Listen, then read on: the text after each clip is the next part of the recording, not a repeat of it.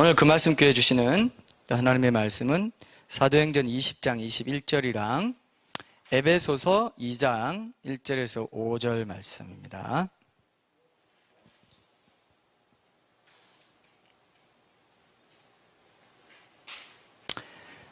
사도행전 20장 21절, 에베소서 2장 1절에서 5절 말씀. 이 말씀으로 신자들이 회개 없는 신앙에 안주하는 이유는 이란 제목으로 하나님의 말씀 나누겠습니다. 제가 읽을게요. 사도행전 20장 21절부터 먼저 읽겠습니다. 유대인과 헬라인들에게 하나님께 대한 회개와 우리 주 예수 그리스도께 대한 믿음을 증언한 것이라. 그 다음에 에베소서 2장 1절에서 5절. 그는 허물과 죄로 죽었던 너희를 살리셨도다. 그때 너희는 그 가운데서 행하여 이 세상 풍조를 따르고 공중의 권세 잡은 자를 따랐으니 곧 지금 불순종의 아들들 가운데서 역사하는 영이라. 전에는 우리도 다 그 가운데서 우리 육체의 욕심을 따라 지내며 육체와 마음에 원하는 것을 하여 다른 이들과 같이 본질상 진노의 자녀이었더니 긍휼이 풍성하신 하나님이 우리를 사랑하신 그 큰 사랑을 인하여 허물로 죽은 우리를 그리스도와 함께 살리셨고 너희는 은혜로 구원을 받은 것이라. 아멘.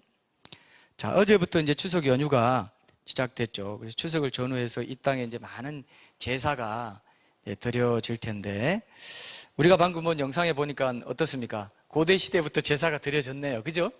그죠? 우리나라에서도 무속신앙에서는 귀신에 대한 제사가 드려졌죠. 그래서 그런 제사를 우리가 제사하면 신들에게 바치고 뭐 귀신에게 바치고 이런 느낌을 많이 받는데, 우리 한국은 원래 제사가 어디서 시작됐습니까? 원래 중국이죠. 중국에서 유교죠. 유교의 영향으로 이제 제사가 시작돼서요. 그렇기 때문에 사실은 이게 뭐 충효 사상이다, 효 사상이다, 돌아가신 조상을 섬기는 것을 가장 큰 효행으로 생각하고 뭐 이런 분위기가 있었기 때문에 뭐 이 신적인 어떤 귀신에게 드리는 제사와 좀 다를 것 같은 느낌이 들죠, 그죠? 근데도 어떻습니까? 근데도 언제부턴가 어떤 신에게 제사를 드리게 됐어요? 조상신에게 드리게 됐어요. 조상신. 저희 큰형님도 예전에 제사 드릴 때 보니까 그런 말 잘 안 하시다가 언뜻 그런 말 하던데, 아, 평소에 저런 마음을 갖고 있구나, 이런 생각이 들었어요. 어떤 말 하냐면은 제사 지낼 때, 아유, 애들도 이제 자라가는데 잘 지켜주시고 살펴주십시오. 누구한테 했어요? 조상신한테. 신이 이랬다고 생각하는 거예요. 귀신은 온다, 이렇게 생각합니다. 문 열어놓고 그러죠, 그죠? 진짜 이거 심각하거든요. 그때 누가 다 그 제사밥을 다 받아먹느냐 하면은 받아먹는 귀신들이 있어요, 실제로. 예? 엉뚱한 귀신들이 받아먹습니다. 조상은 지금 어디 있어요? 천국이나 지옥에 있죠. 나올 수 있어요, 없어요? 나올 수 없어요. 움직일 수가 없습니다. 근데 온다는 거예요. 문 열어놓고 오신다고, 맞이한다니까. 얼마나 참, 예? 그렇죠? 정말 이상한 거예요. 정말 이상한 거예요, 여러분.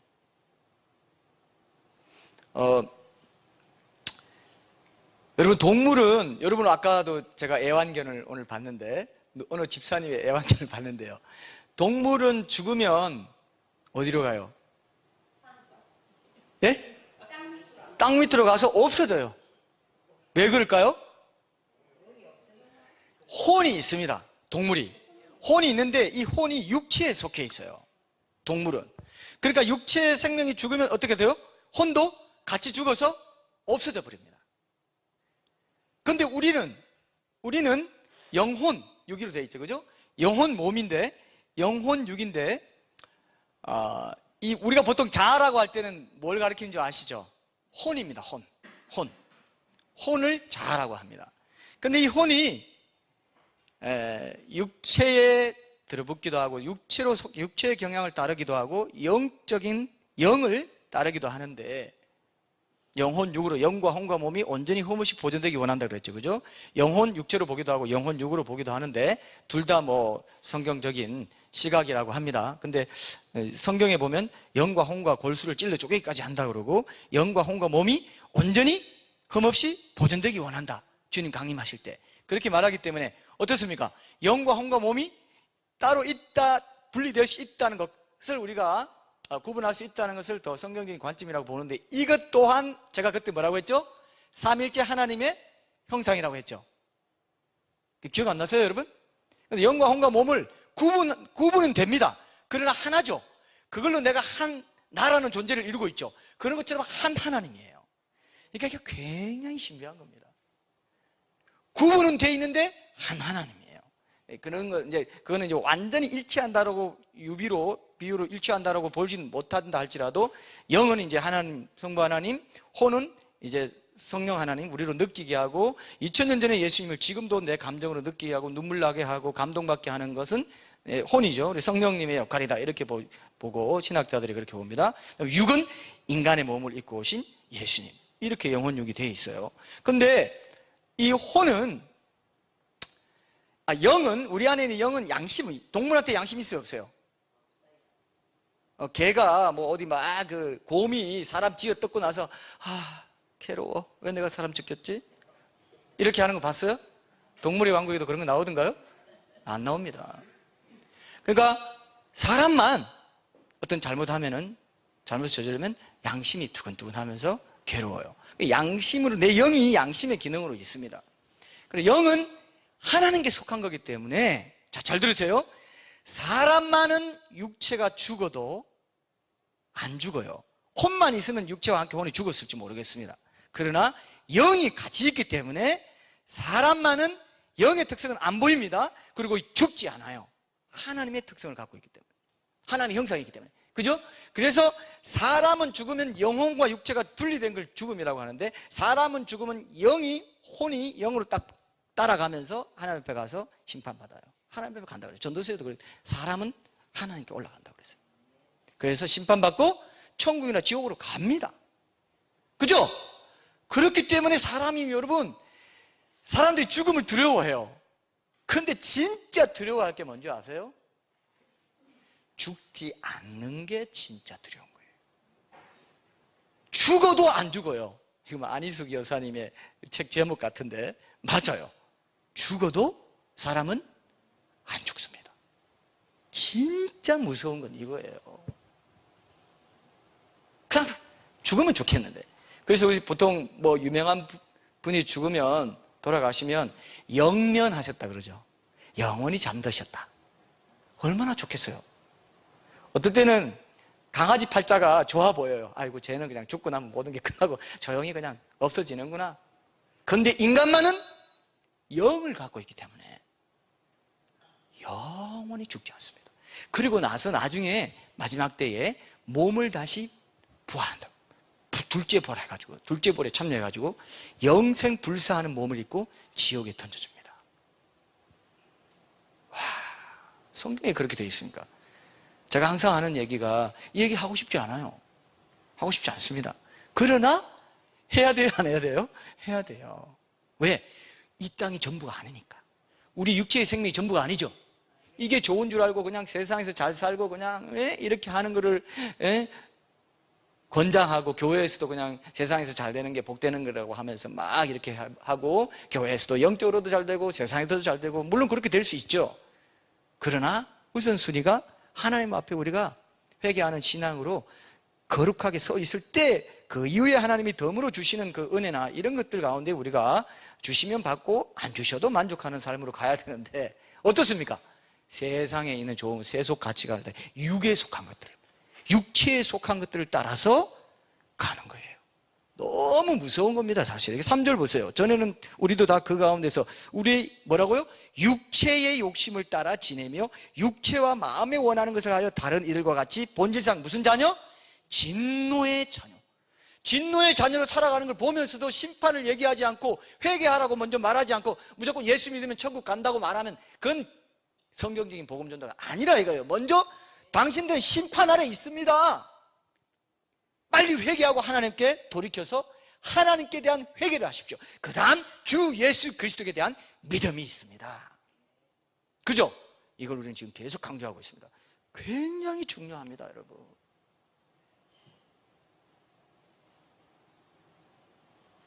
그러니까 하나님이 진노의 자녀로 지금 생각하고 있는데, 하나님이 야, 너희들 그냥 적당히 그냥 예수 믿는다고 말하면 내가 너무 그냥 좋아가지고 반가워하면서 아이고 그래 너 천국 이러는 줄 알아요. 다들 얼마나 큰 오해입니까 이게. 이게 현대 기독교예요. 예수 믿어주세요. 예, 예수 믿으시고 교회 나오시면 물론 그렇게 해서 교회부터 나와야 되죠. 나와서 심판에 대한 얘기, 회개에 대한 말 들어야 되는 건 맞아요. 그러나 근본적으로는 뭡니까? 먼저는 육체의 욕심을 따라 마음이 원하는 것을 하는 그 삶, 하나님을 무시하고 살아가는 그 삶은 진노의 자녀인 삶이고, 모든 사람이 죄를 범하였으며 하나님의 영광에 이르지 못하더니 그 상황에 있는 거예요. 그죠? 그 상황이 있기 때문에 예수님을 만나기 위해서는 회개를 해야 되거든요. 회개하고 복음을 믿으라고 했어요. 마가복음 1장 15절에 보면 뭐라고요? 천국이 가까웠다. 그러니까 회개하고 복음을 믿어. 천국이 가까웠으니 회개하고 복음을 믿으라 되어 있잖아요. 그런데 회개를 싹 빼버렸어요. 그러니까 어떻게 복음을 믿겠습니까? 복음이 간절하겠어요? 복음이 감사하겠어요? 십자가가 고맙겠습니까? 고맙지 않아요. 고맙지 않아요. 뭐 이렇게 저렇게까지, 아까 패션 오브 크라이스트 영상 보셨죠? 저렇게까지 터져가지고 얼굴에 침뱉음 당하고 머리 여기 면류관, 가시 면류관 씌우면요 여기 모세 혈관이 뭉쳐있대요. 모여있대요. 피가 엄청나고 막 후끈후끈합니다. 후끈후끈해요. 그리고 주먹으로 치고 가둬놓고 눈 가리고 누가 때렸는지 알아맞히고, 너 선지자야? 때리고 주먹으로 이렇게. 저 주먹으로는 안 맞아봤어요. 저는 솔직히 고등학교 다닐 때 좀 성질 사납다고 해야 되나요? 성질 사나운 교사들이 뺨 때린 적은 있는데 굉장히 기분 나쁘죠. 뺨만 맞아도. 차라리 매 때리는 게 낫죠. 그리고 친구 영화에 보면 딱 때리면서 너 아버지 뭐 하시노? 뭐 이런 거 나오잖아요. 그런 선생님들 많았습니다, 옛날에는.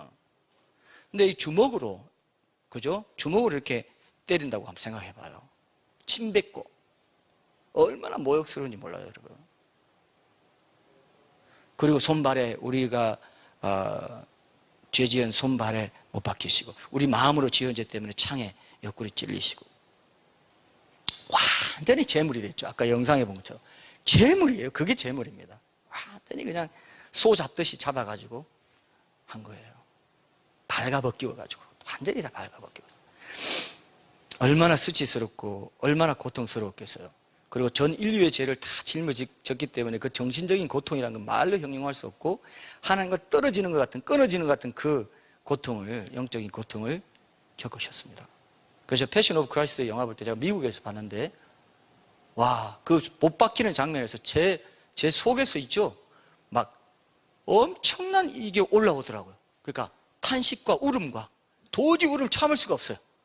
막 벌벌 떨릴 정도로 제가 울었던 기억이 납니다. 근데 그 패션 오브 크라이스트 진짜 실감나게 만들었어요. 그죠? 정말 그건, 그래서 제가 그때 굉장한 은혜를 체험했어요. 그 영화 보면서. 얼마나 감동적이든지. 예수님 앞에 제가 하나님이 나를 위해서 저렇게 제물됐다는 것에 대해서.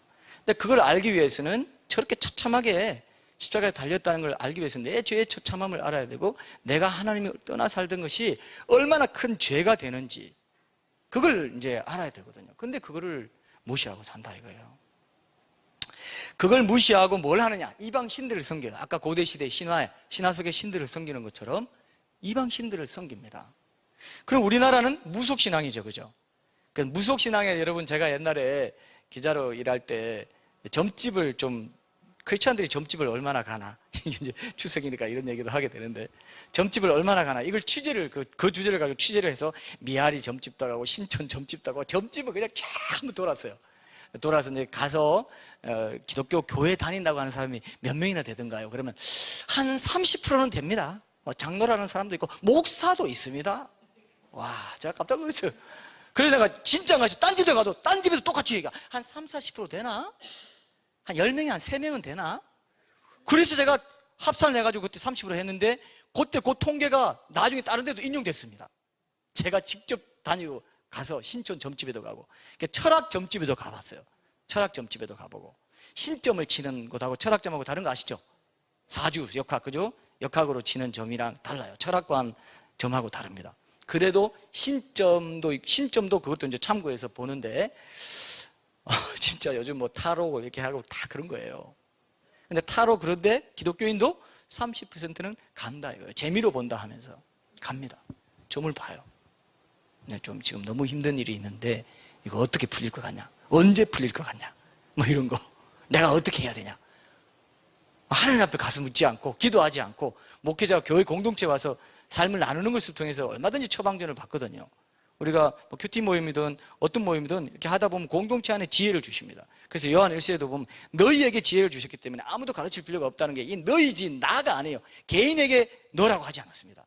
너희 교회 공동체, 교회사적으로 교회 공동체에 주신 많은 신학적인 자산이라든지 발견도 다 거기에 포함되죠. 그래서 우리는 이 주석이든 뭐든 다 보면은 이 성경을 올바로 풀어놓은 것도 있고 여러 가지 자료들이 하나님이 너희에게 주신 지혜라고요. 그게 교회 공동체 믿습니까 이거 여러분? 우리 교회 공동체에도 주시겠죠. 우리의 나눔 속에 주십니다. 무슨 모임을 하면 다락방이든 구역을 하든 뭐 큐티 모임을 하든 모였을 때 특별히 더 거기에 또 주시는 지혜도 있다고 저는 믿어요. 저는 그걸 느끼기 때문에. 그래서 주시는데 점집에 간다 이거예요. 이방신들 섬기는 거예요. 이방신 섬기는 거예요. 그리고 무당들도요 만신전에 가면요 자, 참 특이한 거 있더라고요. 하나님은 있대요. 천지신명. 천지신명은 이제 천지, 땅, 하늘, 땅, 그 다음에 이제 별들 이런 걸 다 해서 이제 무속신앙인데 최고의 하나님이 있다고는 믿어요. 그 사람들도. 근데 그건 함부로 이제 범접지 못하고 이제 이 낮은 신들 이런 신들 좀 데려와서 뭐 병도 낫게 하고 뭐 이렇게 귀신들 섬기는 거예요. 귀신도 같이 이렇게 섬기고 땅신, 뭐 지신 밝기라고 하고 그죠? 다 무속신앙에서 나온 거다. 태양신 그리고 선악나무신 앞에 떠놓고 이렇게 빌고 이렇게 합니다. 실제로 그렇게 해요. 우리나라에서 지금도 그런 그 미신적인 것들을 갖고 있는 분들이 꽤 많이 있습니다. 지금은 제사를 통해서 그런 미신들을 하고 있고요. 그리고 뭐 우리 교회 형제 중에도 뭐 이렇게 IT 기업에 이제 들어가실 분들도 있고 그런 관련 일을 공부하시는 분도 있는데 그런 기업에서 최첨단 기업에서도요 처음에 회사 딱 차릴 때 돼지 머리 놓고 제사합니다. 그런 거 봤죠? 그러니까 진짜 웃기잖아요. 최첨단 기업인데 마음은 미신이에요. 뭔가 이거 뭐 운이 좀 잘 뚫려야 내가 이 사업도 잘 되지 안 그러면 홀딱 망할 거 아니냐 이런 생각을 하는 거예요. 그게 다 공존합니다. 희한하죠, 그죠? 제사가 바로 그렇다 이거예요. 그리고 이 제사가 원래 유학자들에 의해서 이제 제사 조선 중기 지나면서 보편적인 관행이 됐는데 원래는 무속신앙에서 귀신을 섬기는 제사를 지냈어요. 각종 제사. 근데 절기나 기일에 그러니까 명절이나 죽은 조상의 기일에 4대까지 찹니다. 원래 제대로 하는 데는 보통은 다 첫째 직계조상만 하잖아요. 근데 4대까지 쳐요. 뭐 종손 뭐 하면서 4대까지 이렇게 챙기는 데도 있습니다. 그렇게 가족 풍습으로 삼은 거는 성리학, 그러니까 유교의 주류 학파로 성리학을 유교의 주류 학파로 집대성한 주희라는 사람 알죠? 그 사람이 관혼상제, 성인식하고 뭐 관혼 결혼 상 돌아가셨을 때 어떻게 장례를 치를 건가? 제사 관혼상제 많이 들어보셨죠?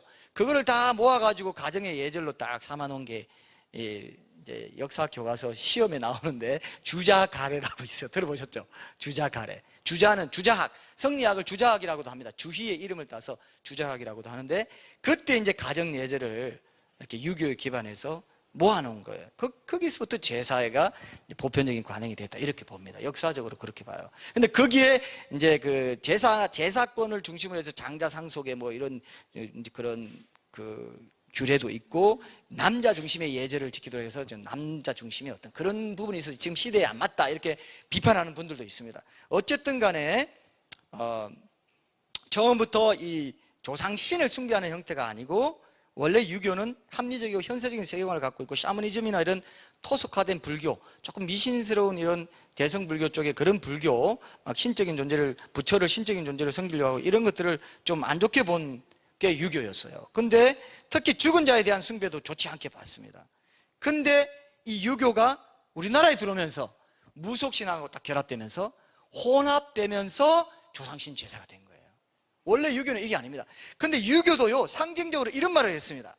주자학에서 이런 말을 했어요. 귀신을 인정하지 않지만 제사상에 조상이 찾아오는 것을 제사라는 효행을 통해서 조상의 그 기 있죠, 기가 자손에게 계승된다. 이렇게는 또 해석을 해놨어. 그러니까 이게 묘하게 이렇게, 그죠? 결합되면서 조상신, 유교적인 어떤 배경도 나름 있다 해가지고, 우리가 보면 성경적인 근거도 있다, 성리학적인 근거도 있다, 이렇게 해가지고 딱 연결되면서 조상신 제사가 되어버린 거예요. 알겠죠? 이제 제사의 유래를.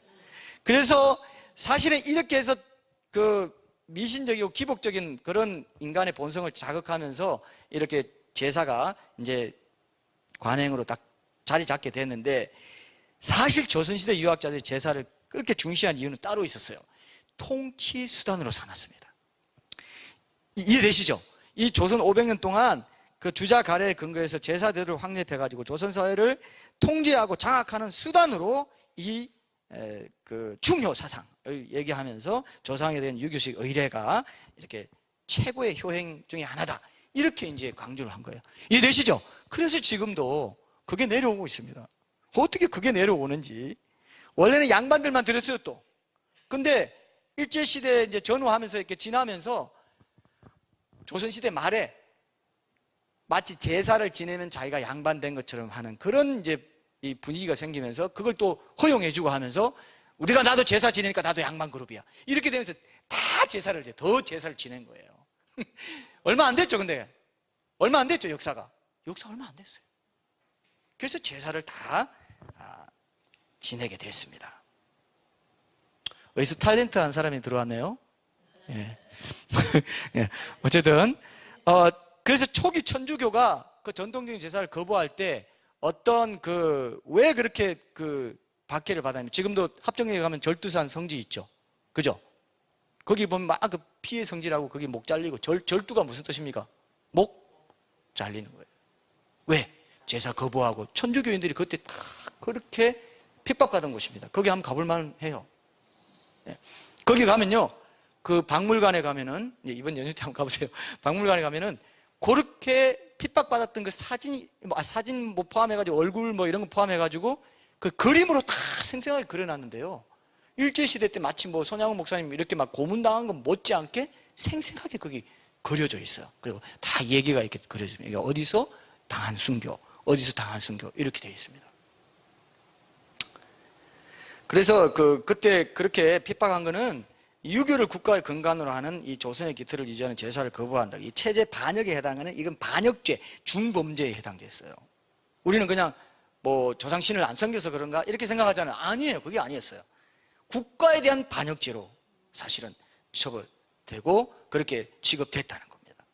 제사의 원래 본질은 조상의 훌륭함을 기리고 본받기 위한 어떤 그런 도리다, 이렇게 생각하고, 효다, 중요 사상이 하나다. 그리고 정교한 제사상 차림도 원래는 그렇게 어른에게 최대한 정성을 다한다는 의미가 있었는데, 그게 무교랑 딱 합쳐지면서 뭐라고요?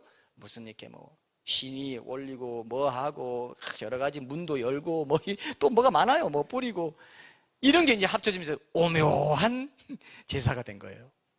오묘한 제사 아시겠죠? 여러분 제사를 분명히 알아두세요. 그러면 이제 제사에 대해서 이제 뭐 제사에 대해서 이렇게 얘기할 때, 원래는 부모님 뜻을 기리고 부모님의 유지를 우리가 잘 새기고 서로 형제간에 우애하고 잘 지내면 되는 거지, 제사가 그게 꼭 제사를 통해서 효를 표현한다는 게, 이게 여러 가지 미신적인 요소도 있는데 우리가 이거 꼭 해야 되는 건가? 라고 합리적으로 얘기할 수 있죠. 그렇게 해야 돼요. 그러려면 이걸 알고 있어야 돼요. 원래는 유교인데 무속이 짬뽕 되면서 미신적으로 흘렀다, 이걸 꼭 우리가 해야 되나? 그냥 같이 모여가지고 추석 명절 때 아까도 제사, 그죠? 고대에서도 공동체적인 기능이 있다. 같이 모여가지고, 멀리 떨어진 사람 다 모여가지고, 그는 부모님 생각하면서 부모님의 그 좋았던 거, 우리 어머님은 참 부지런하셨어. 부지런한 거 하나는 누구도 못 따라가. 이렇게 얘기하면서, 그죠? 서로 격려하고, 서로 우애롭게 잘 살자. 그리고 뭐 서로 속시톡 듣고 맛있는 거 해먹고. 그러면 되지. 꼭 제사를 해야 되냐 이거예요. 사실은 이게 더 합리적이죠? 사실은 이게 더 합리적이에요. 그럼 뭐가 온다고? 이렇게 말하면 또 들고 일어납니다. 어쨌든 우리끼리 하는 얘기인데, 이게 또 오해되진 않았으면 하지만 어쨌든 역사는 그랬습니다. 제사에 대한 균형 있는 의식을 갖도록 우리가 변정적으로 해줘야 돼요. 그죠? 우리가 이 지식을 갖고 있어야 됩니다. 성경은 고대 로마 시대 제사뿐만 아니라 지금도 명절 때마다 한국인들을 포함해서 온 세상 사람들이, 이방인들이 하나님 외의 어떤 존재를 대상으로 제사하는 것을 가리켜서 뭐라고 하고 있는지 성경을 찾아봅시다. 자, 고린도전서 10장 20절입니다. 고린도전서 10장 20절.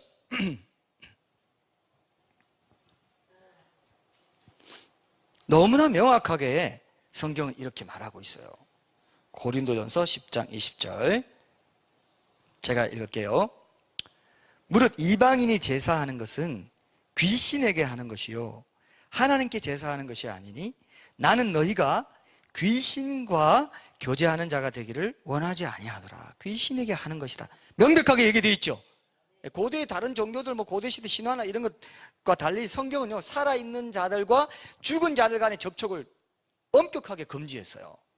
그런데 이렇게 보면은 그 영화 사랑과 영혼에 보면은 죽은 조상, 부모 해가지고 빙의해가지고 내가 아버지, 죽은 아버지가 그거 다 이교적인 것이고 사실은 진짜 전혀 비성경적인 내용이에요. 그럴 수가 없습니다. 근데 그렇게 죽은 자들을 위한 그런 제사나 이런 것도 엄격히 금지했어요. 그래서 하나님의 백성들은 그 죽은 자들에게서 어떤 도움을 얻으려고 하면 절대로 안 된다. 살아계신 하나님께 묻고 구하는 거. 사울이 하나님께 묻지 않았다. 그렇게 돼 있죠. 그죠? 다윗은 하나님께 물었다. 이렇게 돼요. 그러니까 이게 얼마나 사실 우리 신앙하고도 관계 있어요. 근데 우리가 우상 숭배하는 기독교인들은 결국은 하나님께 묻지 않고 기도하지 않는 사람들, 그날 하루의 일과를 주님 앞에 아뢰고 하나님 내가 이런 일이 있습니다. 하나님 나와 동행해 주세요. 내게 지혜를 주세요. 또 만나야 될 사람들 만나게 해주시고 주님 인도해 주세요라고 그날 하루의 일과를 내가 하나님께 묻지 않고 그냥 살아간다. 그냥 세상의 어떤 인맥, 세상의 어떤 자원 이런 걸 더 의지하는 마음으로 살아간다. 하나님께 하루를 주님 앞에 올려드리는 기도하지 않는 기독교인은 사실은 그런 고백을 하는 것일 수가 있죠.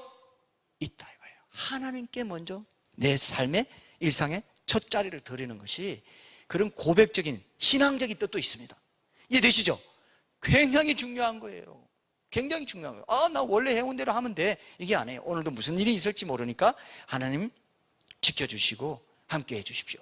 주님께 인정하는 거예요. 주님이 내 삶의 주인 되시는 것을 그죠? 인정하는 거예요.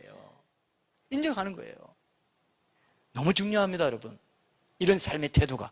이거 우상숭배가 딴 게 아닙니다. 조상신을 섬기고 숭배하고 그런 것 의존만 우리가 눈에 보이니까 저거 잘못된 거야 하죠. 눈에 안 보이는 영적인 면에서 내가 우상숭배하는 것들은 사실 그런 것들을 가시화시켜 준 것이라고도 볼 수 있어요. 얼마나 어리석어요. 첨단 기업에서 개소식 한다고 돼지머리 해놓고 거기 절해요. 술 붓고 그런 거 보면서 어리석다 하죠. 우리는 하나님을 믿는다고 하면서 하나님 모시지 않고 내 삶의 중심에 모시지 않고 내 뜻대로 살아가는 거, 그리고 어떤 세상의 신, 여기 보면은 공중의 권세 잡은 자라고 돼 있죠. 공중의 권세 잡은 자, 이게 세상 신을 말해요. 공중이 여기 어딜까요?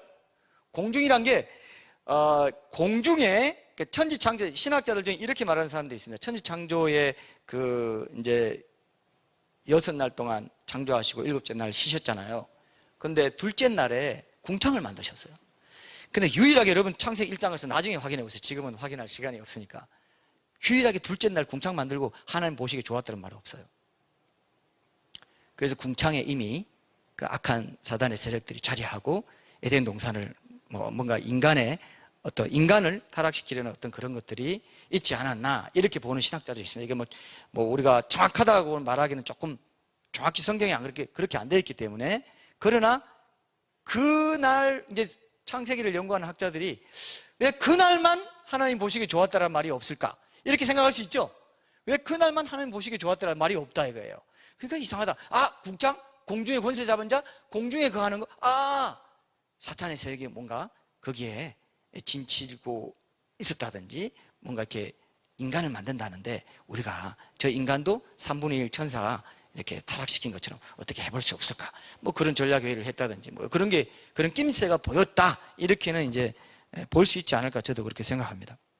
좀 신기해요. 그날에 없어요. 궁창이 없어요. 그래서 공중의 권세 잡은 자와 연결되는가, 이렇게 이제 볼 수 있는데, 공중은 이건 일단 이 스페이스, 우주 공간입니다. 우주라고 봐야 돼요.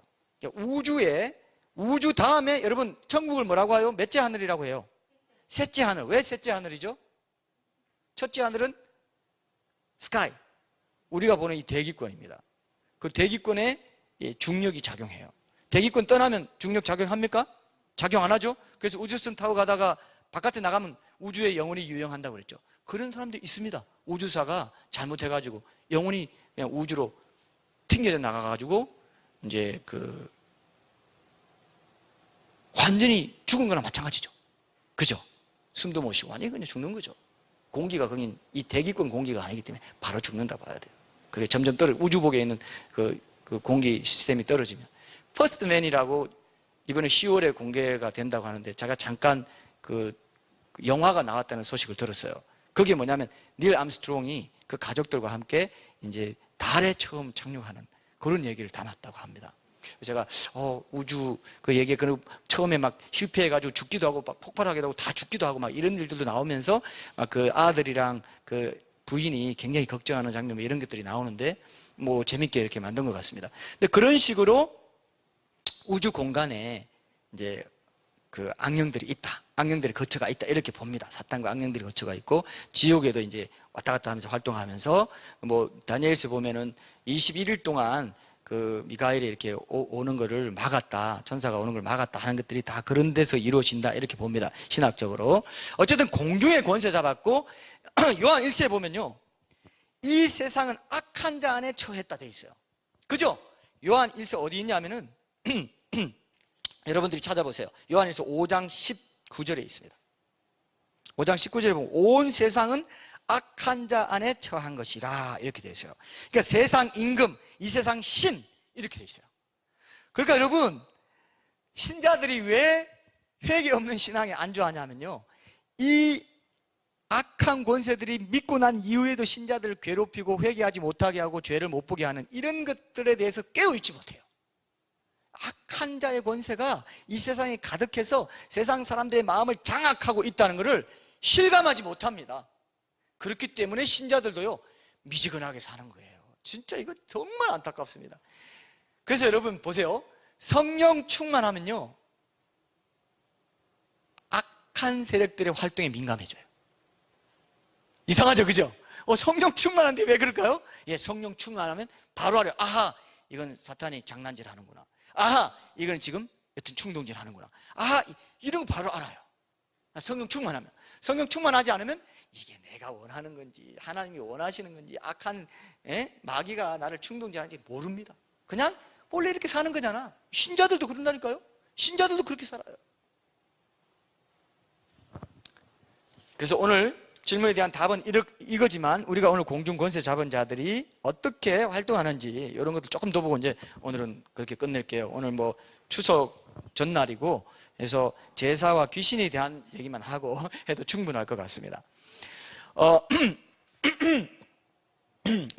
에베소서 2장 2절 다시 한번 보세요. 거기 보니까 허물과 죄로 죽었던 너희를 살리셨도다. 그때 너희는 그 가운데서 행하여 이 세상 풍조를 따르고 공중의 권세 잡은 자를 따랐으니 곧 지금 불순종의 아들들 가운데서 역사하는 영이라.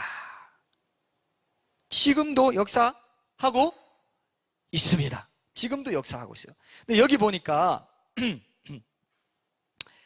죄와 허물로 죽었다고 했죠? 그러니까 여기 보세요. 죄와 허물로 죽었다고 했는데 영적으로 죽었다는 겁니다. 영적으로 하나님과 관계가 끊어져 있는 상태, 영적으로 죽은 겁니다. 근데 여러분, 이 말을 뒤집어 보면은 죄가 우리를 죽여요. 죄가 사람을 죽입니다. 영적인 생명을 죽이는 건 뭐라고요? 죄라 이거예요. 그러니까 성경에 보면 신구약 성경 전체를 거쳐서 뭐라고 합니까? 거룩해라, 순종해라, 거룩해라, 순종해라, 말씀에 순종해라. 왜 불순종하냐? 계속 그 얘기밖에 없어요. 그래요, 안 그래요? 지금 우리 통독하고 있죠? 여수아나 이런 거 봐도 계속 그 얘기입니다. 아간의 죄 때문에 내가 너희와 함께 하지 않으리라. 이번 주 말, 그죠? 그런 말씀 나옵니다. 아간의 죄, 숨겨놓은 죄, 내가 너희와 함께 하지 않을 거야. 우리도 숨겨놓은 죄가 있으면 어떻다고요? 하나님이 나와 충만하게 함께 하실 수 없다 이거예요. 그럼 내 영적인 생명이 죽어요. 왜? 영적인 생명이 주님과의 관계인데 그 관계가 어그러떨어지기 때문에 죽을 수밖에 없습니다. 그죠? 하나님과의 관계를 깨뜨리는 게 죄인데 그 죄는 하나님과 관계를 깨뜨린 만큼 내 영적인 생명이 죽는다 이거예요. 그게 지속적으로 계속 회개하지 않고 그렇게 살아가면 진짜 죽어요. 그게 심판입니다. 그 성경에 그렇게 되어 있어요. 내가 극상품 포도나무를 심었더니 덜 포도를 맺었도다. 그렇게 되어 있죠? 다 성령으로 시작했다가 육체로 마치는 사람들이 있다 이거예요. 성경에 있습니까 없습니까? 있잖아요. 성령으로 시작했어요. 근데 육체로 마쳐요. 자기 육체에 썩어질 것을 심는 자는, 육체를 심는 자는 썩어질 것을 거두고 성령을 심는 자는 영생을 거둔다. 그럼 그 썩어질 것은 영생에 반대되는 거죠? 썩어질 것은 사망인 거예요. 신자들에게 한 말입니다. 그래서 아하, 죄와 허물이 사람을 죽이는구나. 그래서 제대로 알면 여러분 죄가 얼마나 무서운 건지 모릅니다. 여러분 죄를 함부로 하면 안 돼요. 여러분 좀 실감 나요? 실감 나요? 그래서 사탄은요, 나를 죽이려고 계속 죄 짓게 하는 거예요. 죄에 대한 충동, 미혹, 유혹. 죄 짓게 하면 얘는 하나님의 생명에서 떠나게 만들 수 있다는 거야. 계속 죄 짓게 하는 거예요. 그게 공중 권세 잡은 자들이 육체와 마음에 원하는 것을 해가지고, 그죠? 그렇게 하게 만드는 게 그겁니다. 이해되시죠? 이게 공중 권세 잡은 자들이 활동하는 이유입니다. 그래서 이 사탄이 처음에 자기가 하나님 보좌의 비길이라 하면서 자기가 하나님처럼 되고자 하는 그 마음을 갖다가 타락했기 때문에 인간에게도 공중에서 지켜보다가 에덴 동산에 와서 뭐라고 했습니까? 이 선악과 먹으면 하나님과 같이 되어가지고 선악을 분별한다. 자기가 목표로 했던 그 내용을 인간에게도 그대로 적용해가지고 똑같이 타락하게 만드는 거예요. 그죠? 이해되시죠?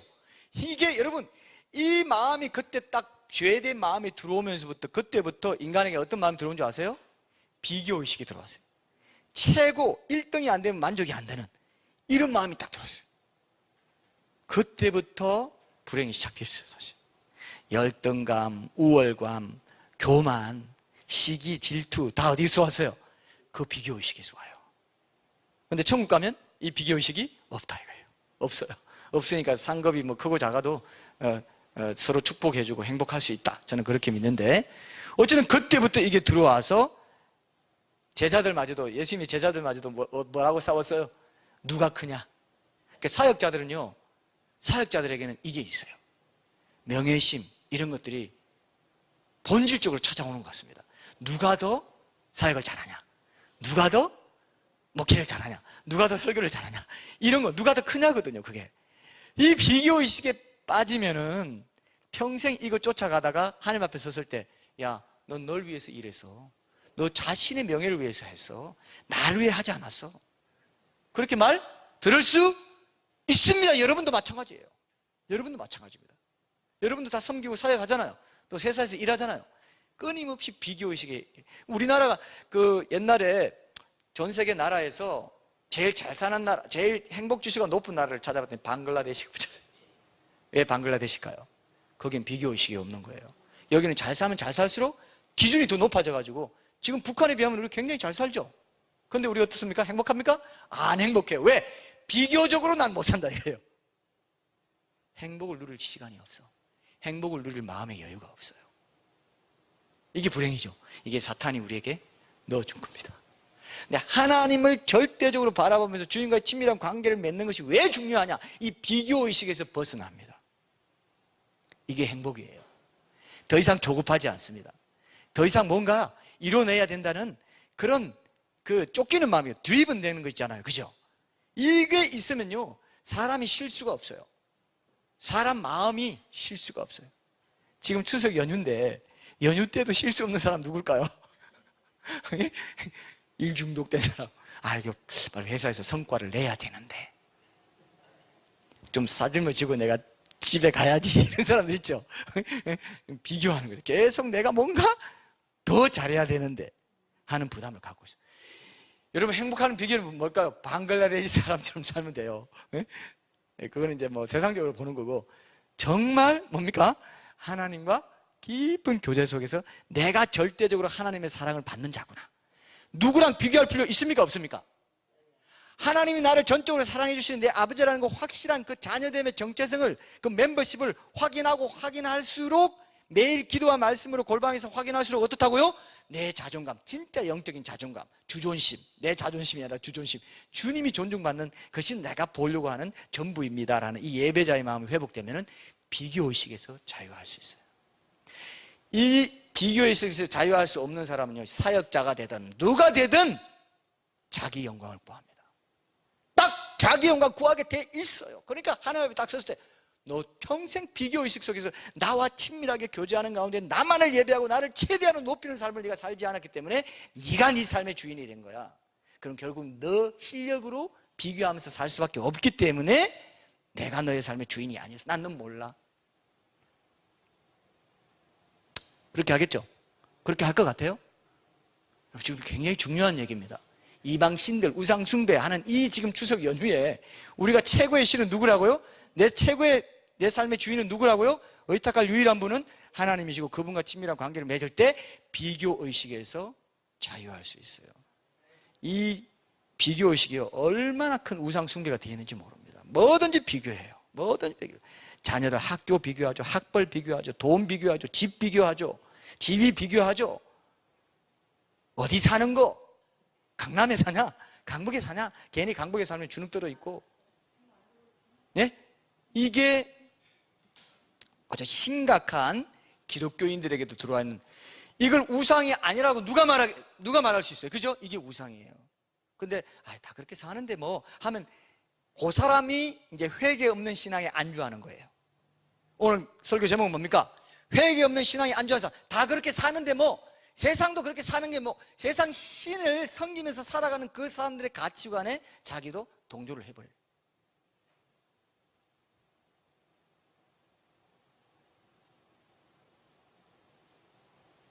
진짜 심각해요, 여러분. 사역자나 성도나 다 똑같습니다. 이 비교의식을 사탄이, 너희가 선악과 먹으면은 하나님과 같이 돼가지고, 그죠? 하나님과 견주게 되니까 그러려고 그거 못 먹게 한 거야. 얼마나 솔깃해요. 그러면 그렇지 하고 딱 보니까 먹음직하고, 그죠? 보암직하고 지혜롭게 할 만큼 탐스럽기도 하다. 이게 육체가 들어온 거예요. 육성이 들어온 거죠. 육신이. 그게 뭡니까? 먹음직하고 육신의 정욕, 육체의 정욕과 안목의 정욕과 이생의 자랑, 지혜롭게 할 만큼 탐스럽게. 이 세 가지가 세상에 있는 모든 겁니다. 책 내려고 하고 글 써가지고 뭐 칭찬 듣고 하는 게 다 이생의 자랑입니다. 지혜, 지식이 많은 것처럼 보여가지고 사람들한테 다 가르치고, 그리고 안목의 정욕, 이쁜 거 얼마나 좋아요. 이쁜 거 하여튼 이쁜 거예요. 예. 누구라고 말 안 하겠지만 하여튼 이쁜 걸 너무 막 좋아하고 다 그래요. 그리고 육체의 정욕, 뭐 성욕, 수면욕, 뭐 모든 거 포함해서 육체의 정욕에 속한 것들을 사탄이 이제 우리를 장악할 수 있도록 문을 열어놨죠. 이해되시죠? 그게 우리의 비극의 시작입니다. 그게 지금 공중 권세 잡은 자들이, 이 세상 신이, 이 세상 임금이 우리의 육체, 육성을 건드리면은 얘 하나님께서 떨어지게 만들 수 있어. 지속적으로 공격할 거야. 계속 육성을 공격해요. 그래서 내 혼, 내 자아가 죽어져야 되는데, 영적으로 죽어져야 되는데, 영에 쏠려서 영으로 따라가서 영으로 영적인 사람이 돼야 되는데 육으로 자꾸 가들어서, 그죠? 망하게 만드는 거예요. 진짜 무섭습니다. 영혼은 죽지 않아요. 인간은 절대로 안 죽습니다. 나중에 몸도 붙어버려요. 남자의 몸도 붙어버려요. 지금 추석 때 산소 가면은 육체는, 우리 조상들의 육체는 어떻게 되어 있습니까? 성묘 가면 어떻게 되어 있어요? 흙이 되어 있겠죠? 다 육체는 아무것도 안 해요. 흙이 돼버려요. 근데 나중에 그 흙도 살아난다 이거예요. 요한계시록에 보면 그게 나와요. 모든 강과 바다와 산과 모든 땅에 있는 모든 흩어졌던 거, 이때 뭐 뼈가루 만들어서 뿌려도 어디 남아있죠? 질량 보존의 법칙. 어디 남아있어요? 다 남아있어요. 이 대기권 안에 다 남아있어요. 우주까지 갈 것도 없어요. 우주에서 죽은 사람은 우주에서도 다 데려옵니다. 하나님 우주 안에 계세요? 우주 바깥에 계시죠. 그래서 첫째 하늘 스카이, 그 다음 스페이스, 둘째 하늘, 스페이스가 우주 공간입니다. 그 다음 셋째 하늘이 우주 공간 바깥에 헤븐이에요.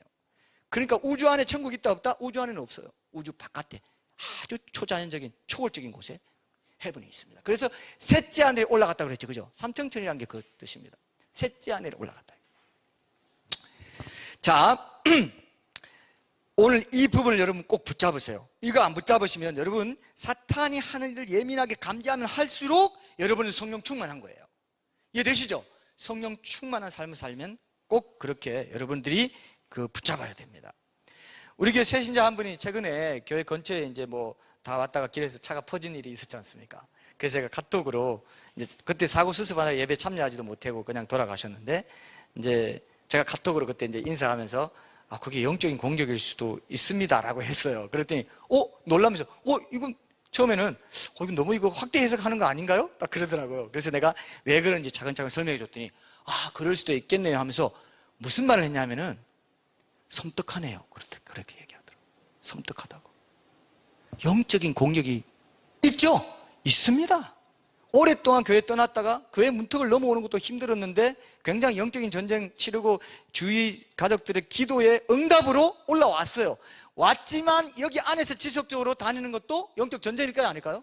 사탄이 엄청나게 공격해요. 그 공격의 한 가시화된 공격의 모습이 그날의 사건일 수 있다고 우리는 봐야 된다는데, 그건 뭐 그럴 수 있는 게 뭐 꾀다가 막 그냥 꽤 붙이고 그래. 꽤 맞추지 마라고 말할 수만은 없어. 왜? 우리는 영적 세계를 알기 때문에. 그렇죠? 사탄의 방해라는 거 알기 때문에. 여러분도 그거를 적용하셔야 돼요. 사탄이도 장난질 하는구나. 가정에서나 어떤 부분에서나 어떤 것에서 미묘하게 이거는 뭔가 있다 이렇게 느껴져요. 느껴지게 돼 있어요. 그러면 그게 딱 정신 차리고 깨놔야 되는 거죠. 그래서 이렇게 귀신의 존재에 대해 사람들이 잘 안 믿어요. 첨단 문명 시대에 귀신이 어디 있어? 하면서 그러는데, 여러분 귀신이 없다는 사람한테 제가 한번 제안을 해볼게요. 한밤중에 공동묘지 가서 그 묘지 사이에 누워 잘 수 있습니까? 근데 춥지 않습니까? 추워서 안 잔다 하는 사람도 있을지 모르겠어요. 그러나 뭔가 있죠. 그게 뭔가 있다고 생각하죠. 뭐 귀신들이 돌아다닌다든지 이런 느낌이 들어요. 그리고 실제로 이 악령들도 천사도 계급이 있대. 미카엘, 가브리엘, 천사장들이 있듯이 악령들도 계급이 있어요. 그래서 뭐 사람보다 크고 막 이렇게 사람처럼 생긴 사람도 있고, 사람 반인 반수처럼, 아니면 완전히 동물처럼 막 이렇게 하급 막 음란의 귀신들, 뭐 이런 뭐 음란을 일으키고 음란을 충돌하는 이런 귀신들은 아주 추악하고 막 이런 뭐 그렇게 묘사하기도 하고 하는데요. 막 어떤 한 나라를 관장하는 뭐 악령이 있다든지, 마귀 졸개 중에 그런 뭐 마귀와 아주 가까운 그런 굉장히 크고 막 이런 그런 모습을 한 뭐 존재도 있다 이렇게 막 보기도 하고, 어떤 전쟁을 부리는 그런 귀신이라든지 이런 것도 보기도 합니다. 이렇게 이런 것들을 많이 연구한 분들 보면은 상당히, 미국인들 중에 이런 걸 연구한 분들 보면 상당히 그 세계를 아주 세밀하게 성경적으로 성경이 다 있어요. 그리고 군대로 다녀요. 때로 다녀요. 그죠? 때로 다니고 때로 막 들어가고 때로 다닙니다. 이 세계를 우리가 귀신이 제일 싫어하는 것 중에 하나가 뭐냐면 자기들의 정체에 대해서 밝혀지는 걸 싫어해요. 그리고 신자들이 특히 귀신에 대해서 얘기하는 거 싫어합니다. 왜? 신자들만 이걸 확실히 알고 있거든요. 성경이 그렇게 말하고 있기 때문에. 그래서 이런 거 말하는 거 싫어하고, 귀신에 대해서 말하면 무슨 귀신? 뭐 괜히 신령한 곳에서 무슨 귀신 얘기야? 아니요. 성경에서는 계속 예수님은 그죠? 귀신에 대해서 많이 말씀하시고 쫓아내기도 하시고 이렇게 했어요, 사실은. 근데 이 귀신의 영향력은 우리가 기도와 말씀 가운데 주님께 더 깊이 나아가고 뭐 이렇게 하면 없어집니다. 꼭 귀신 쫓아내고 안 해도 주님께 전적으로 성령 충만하면 그건 영향이 없어져 버려요. 꼭 귀신 안 쫓아내도 됩니다, 사실은. 그러나 특별한 경우는 어떻습니까? 그럴 경우가 있다라고 성경에 되어 있으니까 그런 것들은 이제 우리가 할 수 있어요, 사실 성경적으로 보면은.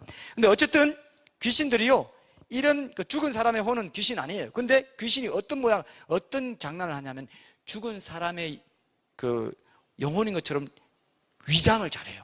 그래가지고 보셨죠, 그죠? 영화에도 보면. 근데 귀신들이요, 그런 일을 관장하는 귀신들이 또 있다는 거예요. 그리고 실제로 이 땅의 유령의 모습으로 나타나는 귀신들도 있습니다. 아주 추악하게. 그러니까 이건 굉장히 신기한 건 초자연적으로 보여준 거죠. 하나님의 어떤 허락하에 보여진 거라든지 이런 경우 있을 수 있어요. 그리고 어떤 집에는 귀신들이 많이 산다라든지 뭐 이런 얘기도 다 사실은 전혀 근거가 없는 게 아니에요. 근데 여러분, 귀신이 있다는 건, 근데요, 귀신이 있다는 거는 지옥이 있다는 거예요. 왜냐하면요, 여러분 한번 찾아보세요.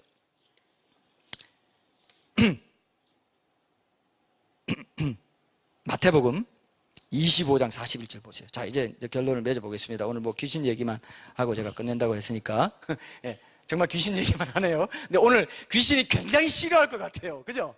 제사도 얘기하고 귀신도 얘기하고 정체를 막 까발리니까 이게 아주 괴롭다. 저놈은 저거 어떻게 잡아 족쳐라 이렇게 말할 것 같아요. 예? 예? 아, 마태복음 25장 41절 한번 보세요. 41절. 예. 25장 41절 같은데 1절 거기 보면 이런 말씀이 있습니다. 저주를 받은 자들아, 인간에게 하는 말입니다. 나를 떠나 마귀와 그 사자들을 위하여 예비된 영영한 불에 들어가라.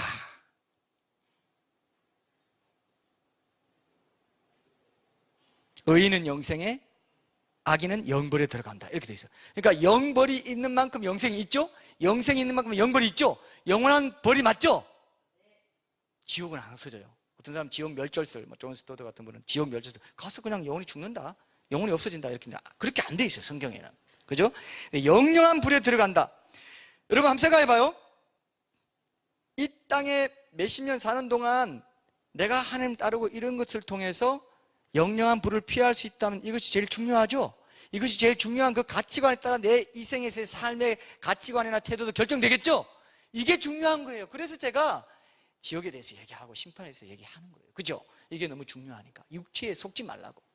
네. 이게 조금 괴로울 수도 있지만 이게 사는 길이에요. 왜? 회개 없이는 예수님께 대한 믿음 없으니까. 안 그래요? 우리 회개하는 과정을 지금 거쳐가자고 하는 거니까 회개 설교 시리즈를 하고 있기 때문에 지옥을 얘기해야만 됩니다. 자, 그래서 원래는 지옥은 귀신들, 마귀와 타락한 마귀와 그 사자들, 졸개 악령들을 위해서 예비되어 있죠. 그죠? 인간을 위해서 만들었어요? 아니에요. 인간이 하나님을 따르지 않고 이방 신들, 귀신들을 쫓는 세속적 가치관을 따라서 육체의 욕심을 따라 살기 때문에 귀신들 따라서 넌 지옥 가라 한 거예요. 인간을 위해서 지옥 절대로 안 만들었습니다. 근데 인간이 귀신을 따라서 지옥을 간다 이거예요. 하나님이 인간을 자유의지 존중하세요. 이해되시죠? 그래서 C.S. 루이스가 그랬죠. 지옥 가는 사람들은 뭐라고요? 내 마음대로 살게 내버려 두세요. 그럼 그렇게 살아라. 뭐 지옥 가는 거예요. 자기 다 제 발로 지옥 갑니다. 하나님이 던져버리지 않으세요. 실제로 그렇다고 볼 수 있어요. 성경에 보면은 제 발로 갑니다. 제 발로 하나님 거부하고 가는 거기 때문에. 그래서 신자가 회개 없는 신앙에 안주하는 것은 바로 이 마귀가 그렇게 우리를 죄짓게 해서 결국 자기가 가는 지옥으로, 마귀는 지옥 갈 게 정해진 거 알기 때문에 최대한 많은 사람을 미혹해가지고 지옥 끌고 가는 게 목적이에요. 같이 가자는 거예요. 나는 어차피 망한 거. 그리고 신자들은요, 자기가 그렇게 되고 싶었던 하나님과 같이 되는 그 보좌의 같이 비길이라 했던 그 보좌에 같이 앉게 됐다는 거예요. 신자가 그렇게 약속을 했어요. 예수님이 내가 앉는 왕좌에 너도 앉게 해줄게, 이기는 자는 내가 왕으로 만들어 줄게 했는데, 아니 이거 별거 아닌 이거 내가 그렇게 되고 싶던 왕좌에 앉는 얘를 앉힌다고요? 절대로 안 되지 하면서 이기지 못하게 하고, 이기는 자는 그렇게 한다 하니까 이기지 못하게 하고 방해하고 죄짓게 만들고 미혹시키고 우상 숭배하게 만들고 하나님과 친밀한 관계 교제 맺으려고 하면 시간 없다 하게 만들고 분주하게 만들고 마음 분주하게 만들고 온갖 환경을 이용해 가지고 하나님께 못 가게 하는 거예요. 하나님께 깊이 나아가지 못하게 합니다. 여러분들이 딱 결단하고 난 그렇게 최우선순위로 둘 거야 딱 하면요, 마귀도 어떻게 못해요. 이해되시죠? 굉장히 중요한 겁니다. 여러분 이거를 꼭 붙잡으세요. 우리는 믿지 않는 자들이 회개해서 하나님께 회개와 믿음으로 나오는 것도 중요하지만 그 이후에도 회개와 믿음이 계속 돼야 된다 그랬죠? 이걸 오늘 붙잡읍시다. 오늘 귀신과 제사와 관련해서 우리도 이방신 제사 드리는 거 굉장히 우습게 보면서도 우리도 그렇게 실제로 신앙생활에서는 그렇게 살아간다. 이방신들을 섬기고 우상을 섬기고 비교하면서 그래도 좀 잘 돼야지, 그래도 잘 되는 게 좋지 하면서 하나님과 만나는 시간 다 양보해버리고 거기에 때려 붙는다. 시간과 돈과 열정과 에너지와 모든 걸 부으면서 살면서. 사탄이요, 그래 계속 그렇게 가. 계속 다 떡밥을 던져주면서 계속 떡밥 던져주면서 그거 그냥 찾아가다가 그냥 망하게 만들고. 그렇지 않을까요? 그렇습니까? 안 그렇습니까? 성경이 그렇게 말하잖아요. 그래서 구약과 신약에 걸쳐서 순종해라, 거룩해라, 나를 따라라, 거기 가면 안 돼, 이렇게 해라, 저렇게 해라. 율법을 계속 보면 모세오경 우리가 쭉 읽었는데요, 계속 그 얘기밖에 없어요. 나를 따라라, 이방신 섬기지 마, 우상 숭배하지 마, 가나안 지역에 있는 신들 절대로 용납하지 마. 그죠? 가나안 땅에 있는 신들이 다 내 육체에 속한, 내 마음에 있는 욕정들, 욕구들이에요. 이 육체의 소욕입니다. 그걸 죽여라고 합니다. 성령으로 죽여라고 합니다. 영적 육체로 살면, 육신대로 살면 반드시 죽을 것이로되, 로마서 8장 13절, 육신대로 살면 반드시 죽을 것이로되 영으로서 육의 행실을 죽이면 살리니. 그죠? 이걸 우리가 오늘 붙잡아야 됩니다. 제사와 귀신과 이런 모든 것을 보면서 다시 회개하는 신앙으로, 회개 없는 신앙이 아니고 내 육성으로 살려고 할 때마다 회개하면서 나를 쳐서 주님께 복종시키는 그런 삶을 오늘도 다시 한번 결단하면서 이 추석 연휴를 지냈으면 좋겠습니다. 찬양합시다.